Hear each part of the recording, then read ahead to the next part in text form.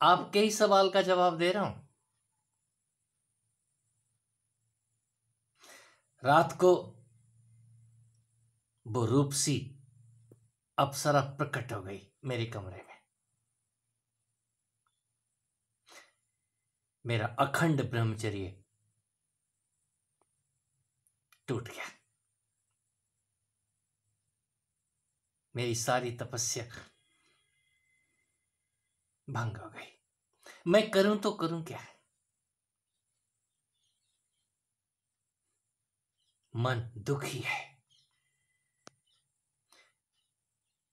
किससे कह दूं?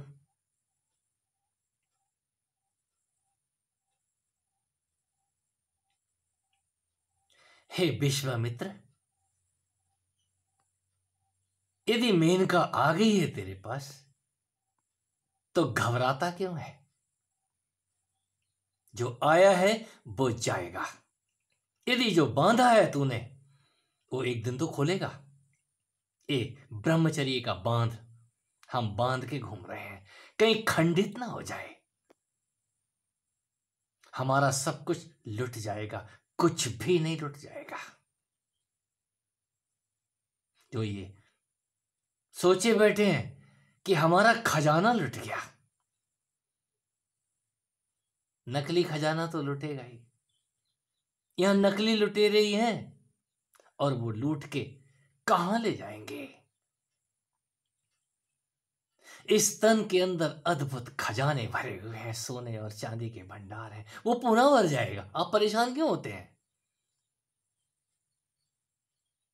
उस नेगेटिविटी से हमारा रोजाना सामना हो रहा है। हमने सुना है हाकिनी डाकिनी शाकिनी शक्तियां होती हैं।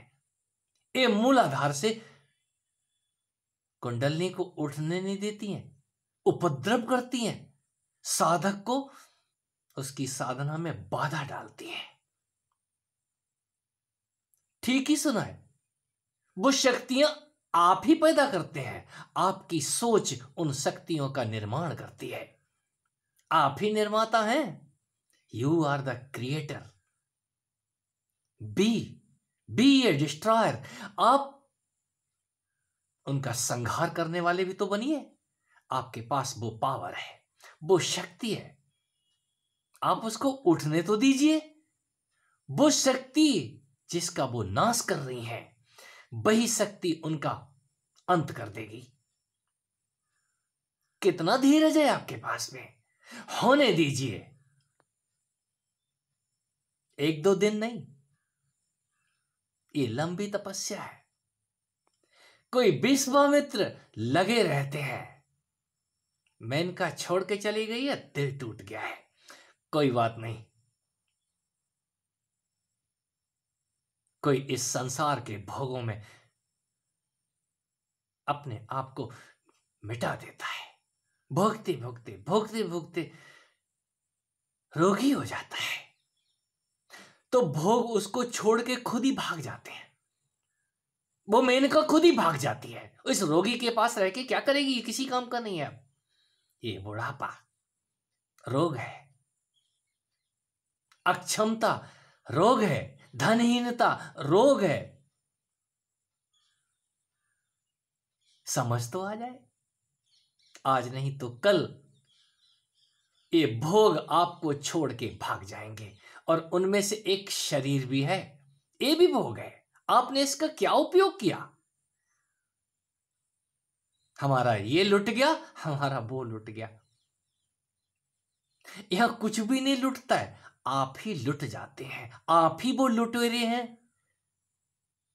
अपने को लूट लीजिए ना, ठीक से समझ तो लीजिए कि आप हैं कौन। इस तन के अंदर थोड़ी सी मेहमानी क्या मिल गई है, हम मालिक बने बैठे हैं। हमारा लुट गया। क्या लुट गया? किसी ने यदि खंबा खराब कर दिया आपका, तो खंबे को साफ करके पुनः उसकी पूजा करो। पुनः धूप बत्ती, पुनः प्रणाम निवेदन। आप पुनः प्रार्थना करें, हे प्रभु, हे मां, दया कर।